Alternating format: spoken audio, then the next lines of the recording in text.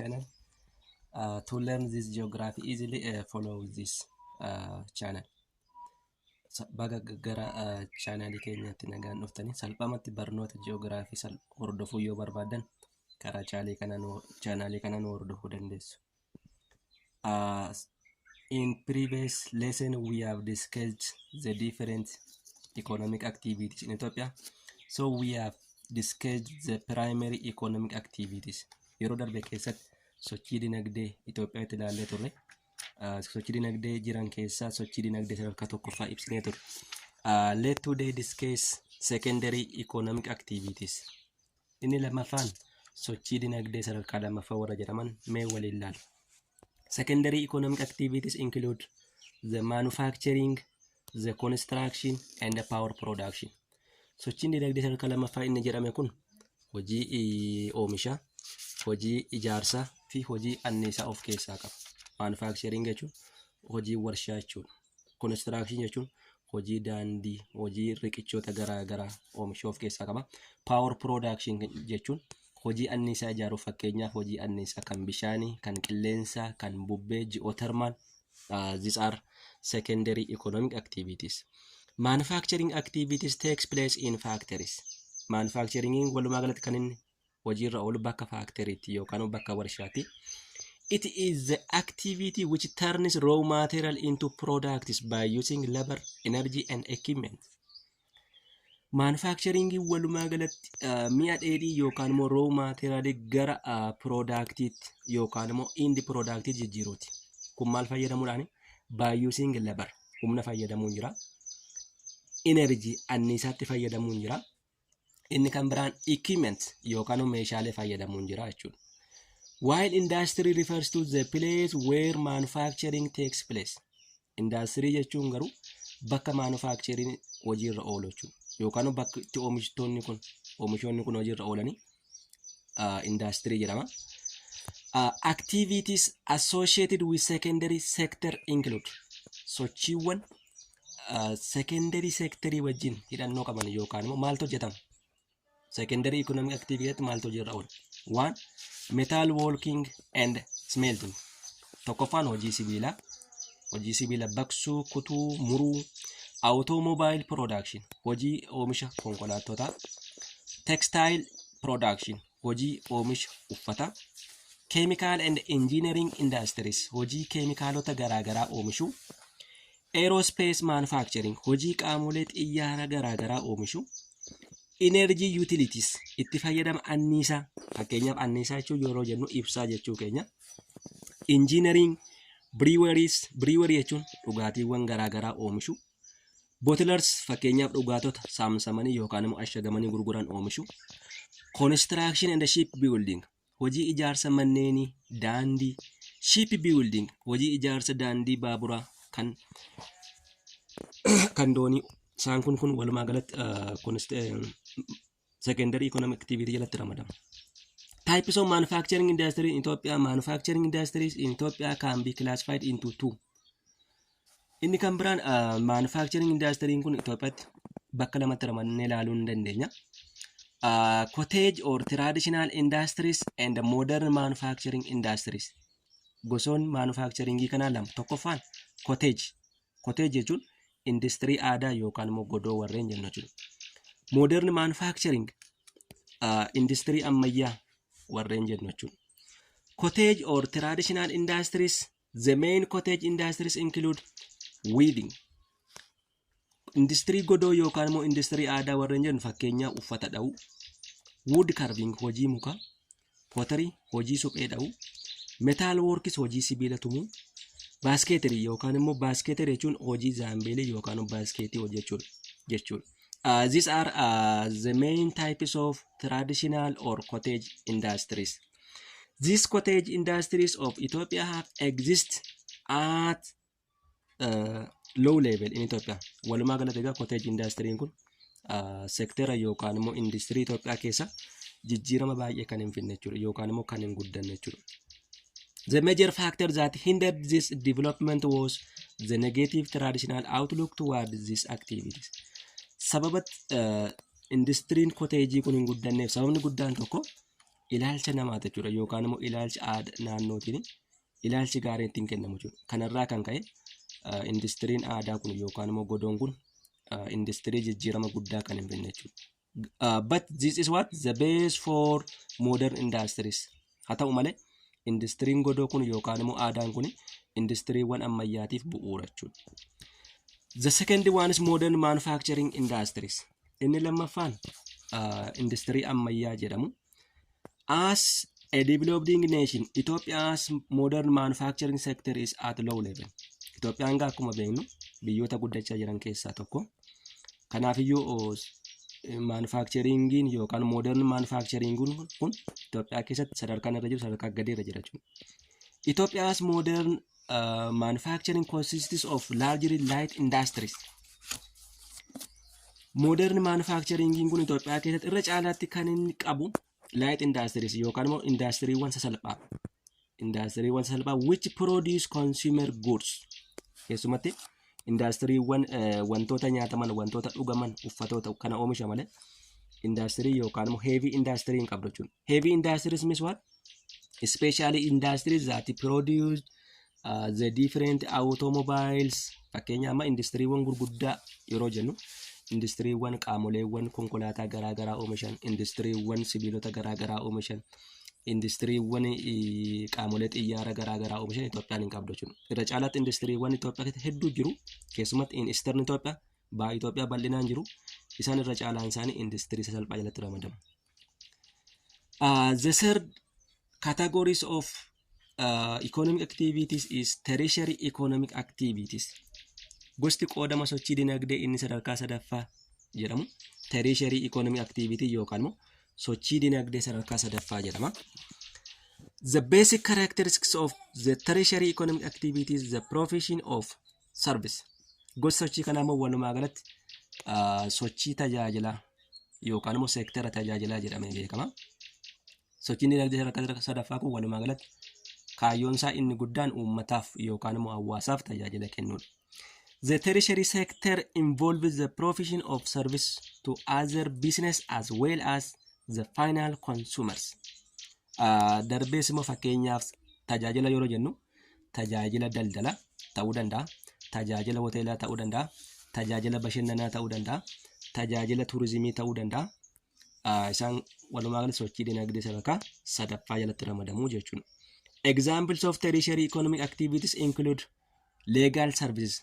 Fakkeenyaaf tajaajila seerummaa, medical services tajaajila yaalaa, trade tajaajila daldalaa, transportation tajaajila geejjibaa, tourism tajaajila turizimii yookaan immoo daawwannaa jenna. Isaan kun walumaa galatti sochii dinagdee sadarkaa sadaffaa jalatti ramadamu. Among these services when we discuss trade is a tertiary economic activities. Sochiileewwan kana keessaa fakkeenyaaf daldala yoo laalle daldalli sochii dinagdee sadarkaa sadaffaa jalatti ramadamaa jechuudha. It is the process of buying, the process of selling or exchanging of commodities. Daldala jechuun adeemsa bituu of keessaa qaba, adeemsa gurguruu of keessaa qaba, darbees immoo adeemsa waljijjiirraa meeshaa meeshaa. Waljijjiirraa meeshaa meeshaa jechuun especially before the creation of money. The one that is used, that is we call as what? Bartering. Waljijjiirraa meeshaa kan jennu waljijjiirraa meeshaa meeshaa jechuun meeshaa gatiin isaanii walitti dhiyaatu osoo maallaqni hin jiraatin yookaan immoo fakkeenyaaf Itoophiyaa utuu birriin hin jiraatin dura gosi daldalaa maaliin ture? Waljijjiirraa meeshaa meeshaa ture jechuudha. Waljijjiirraa meeshaanii fi meeshaan kun immoo baarteringii jedhama. Baartering jechuun fakkeenyaaf namni amoolee manaa qabu amoolee fudhatee gabaabaa, inni xaafii qabu xaafii geessa, inni baaqelaa qabu baaqelaa geessa, inni buna geessu buna geessa, gabaa geessitee meeshaa barbaadatiin jijjiirrattee galtaa jechuudha. That is known as what? Bartering. Inni maal jedhama? Wal jijjiirraa meeshaa fi meeshaanii jedhama. The other one is transportation. Inni kan biraan geejjiba. Transportation is the movement of people, commodities and mail. Transportation jechuun sochii namootaa bakkaa bakkatti, sochii meeshaalee bakkaa bakkatti, sochii ergaa yookaan immoo yaadaa bakkaa bakkatti. Yaadnis maal ta'a? Transportii ta'a jechuudha. Isaan kun maal jedhamu? Transportation jalatti ramadamu. Basically transport categorized into 3. Walumaa galatti transportiin bakka sadiitti ramadama. Yookaan immoo transportation yookaan immoo geejjibni bakka sadiitti ramadama. Road transport, railway transport, air transport. Geejjiba lafarraa. Railway transport geejjiba daandii baaburaa. Inni kan biraan geejjiba qilleensaa jennee ramanna jechuudha. Railway tun ta'ini inni lammaffaarra jiru kuni geejjiba bishaanii yookaan immoo water transport jennee sirreessuu qabna. Water transport. So from these 3 types of transportation, road transport is known as door-to-door service. Inni kun tajaajila manaa manaa jennee waamuu dandeenya. Tajaajila manaa manaa yookaan bakkuma barbaannetti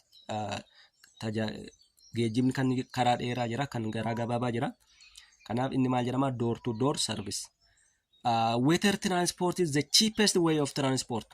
Akaakuuwwan geejjibaa jiran sadan kana keessa geejjibni bishaanii maal jedhama? The cheapest way of transport. Isa hundumaa keessa isa gatiinsa rakasa ta'e jechuudha. Yookaan immoo gatiinsa baay'ee koostii fi kan hin taane water transportidha. Air transport is costly and fastest transport. Jarreewwan kana sadan keessaa immoo inni costly jedhamu air transport. Maallaqa hedduu kan gaafatu. Nam tokko bakka tokko ka'ee bakka biraa deemu maallaqa hedduu kan barbaadu. But it is the fastest. Akaakuuwwan geejjibaa jiran keessaa garuu saffisaa jechuudha. Saffisaan sa'aatii saffisaa ta'e keessatti bakka barbaadeen imaltoota yookaan immoo meeshaa geejjibuu kan danda'u jechuudha. Also communication is a type of tertiary economic activities. Inni kan biraa communication yookaan immoo tajaajila walquunnamtiiti.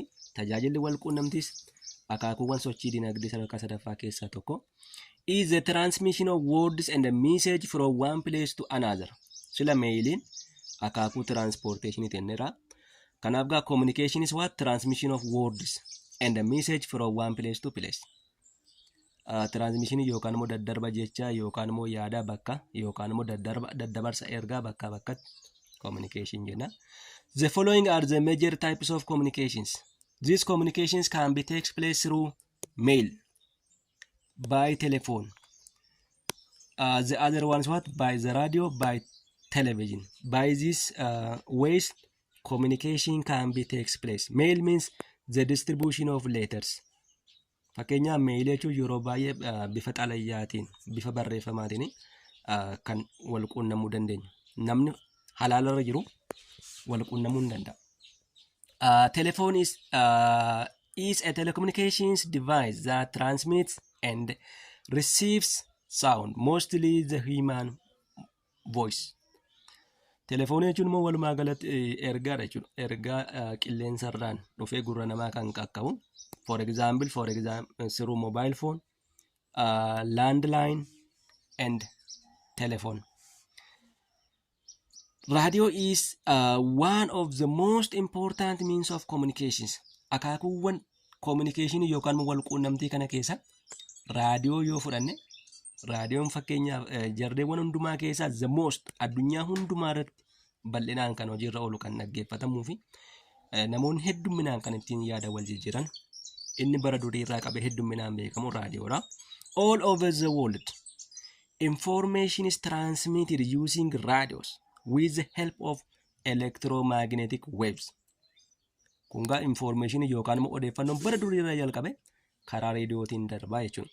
Electromagnetic waves jechuun maal jechuudha? Electromagnetic waves means what? Especially the sound which doesn't need materials to transmit the message. Electromagnetic wave jechuun sagaleen bakka tokko ka'ee bakka biraa deemuudhaaf meeshaa kan hin barbaanne jechuudha. Fakkeenyaaf ifti biiftuurraa ka'ee dhufee dachee kana qaqqabuuf meeshaa hin barbaadu jechuudha. Sakka kana maal jennee waamna? Electromagnetic waves. Television. Television is one of the means of communication used to transmit message using both image and what? Sound. Televizhiniin akaakuuwwan wal quunnamtii keessa ta'e walumaa galatti fakkiin laalta soundiin jira jechuudha. Lamaan jechuudha, waan lamaan jechuudha. In case of radio, only what? Sound. In case of television, message, image and sound. Internet and other modern communication tools like the satellites and electronic equipment like the computer, the telephone, these are other means of communication. The other type of tertiary economic activity is tourism. Gosa sochii dinagdee sadarkaa sadaffaa inni kan biraan tourismii jedhama. Tourism is a source of both job opportunities and income. Tourismiin carraawwan gurguddaa garaa qaba. Tokkoffaan carraa hojii lammiileedhaaf hin uuma. The other one source of income. Inni kan biraan immoo madda galii jechuudha. Madda galii lammiileedhaaf yookaan immoo biyyaaf hin fida. So due to that we can say that known as smokeless industry. Tourismiin kun sochiiwwan dinagdee sadarkaa sadaffaa jiran keessa smokeless industries yookaan immoo warshaa aara maleessa jedhama. Kan naannoo irratti dhiibbaa kamiyyuu kan hin finne, faayidaa malee naannoo irratti effektii yookaan immoo impaaktii kamiyyuu kan hin finne. Osoo naannoo hin miidhiin biyyaaf yookaan immoo nama dhuunfaatiin maal godhaa galii argamsiisa. Kanaaf maal jedhama? Smokeless industry jedhamee beekama. The other type of categories of economic activities is quaternary economic activities. Qoodamni sochii dinagdee inni kan biraan sochii dinagdee sadarkaa arfaffaati. Quaternary economic activities. The quaternary sector may realistically be seen as advanced form of service. Gosa sochii dinagdee kanaa walumaa galatti tajaajila advanced yookaan immoo tajaajila fooyya'aa, tajaajila adda ta'e lammiileef yookaan immoo hawaasaaf kan kennu jechuudha. This one is specialized knowledge. Kun kan ittiin gaggeeffamuu danda'u tokkoffaan dandeettii addaa kan barbaadu, beekumsa addaa kan barbaadu, technical skills, iskiilii yookaan immoo teeknikii addaa kan barbaadu, darbee dandeettii wal quunnamtii guddaa kan barbaadu, or administrative competence. Inni kan biraan dandeettii bulchiinsaa cimaa kan barbaadu. Hojiirra oolaa jechuudha. Isaan maal jedhamu? Quaternary economic activities. This includes the research, financial services, the government activities.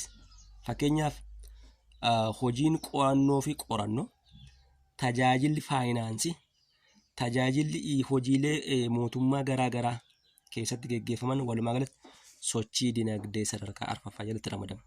These are the activities performed in office buildings. Eessatti gaggeeffamu? In office buildings. Waajjiroolee garaa keessatti, dhaabbilee barnoota olaanoo fakkeenyaaf yuunivarsiitiilee garaa keessatti, hospitaalota gurguddoo keessatti, fi dhaabbilee tamsaasa televezyiinii fi raadiyoo garaa keessattis hojiirra hin oolu jechuudha. They are activities primarily concentrated in large urban places. Such type of economic activity is especially found in large urban places. Gosa sochiilee kana bal'inaan kan isaan jiran naannoo magaalaan gurguddaa yookaan immoo metropolitan cities. Require higher levels of education than other sectors. Sekteroota kanneen biroo kamiyyuu caalaa kan isaan barbaadan sadarkaa barnoota olaanaa barbaadu. Namni sektera sana keessa hojjetu sadarkaan barnoota isaanii baay'ee olaanaa ta'uu danda'u qabachuun. Sadarkaan barnoota gosa garaa jiru. Namichi tajaajila sana kennu baay'ee kan barate ta'uu danda'u qabaa jechuudha. The last division of economic activities, quaternary economic activities. Quaternary economic activities are generally considered to be a subset of quaternary activities and are those that involve high-level decision-making and scientific research skills. Sochiin dinagdee sadarkaa shanaffaa warreen jedhaman kun saabseetii yookaan immoo cita sochii dinagdee sadarkaa arfaffaa ta'anii high-level decision-making isaan kun immoo walumaa galatti warra tooppii irra jiran sadarkaa biyyaa irratti warra sadarkaa olii irra jiran warra waan hundumaa murteessuu irratti sadarkaa olii irra warra jiran and scientific research skills dandeettii riseerchii saayinsaawaa geggeessu dandeettii riseerchii saayinsaawaa ta'e geggeessu warra qaban jechuudha. Isaan sochii dinagdee sadarkaa shanaffaa jalatti ramadamu.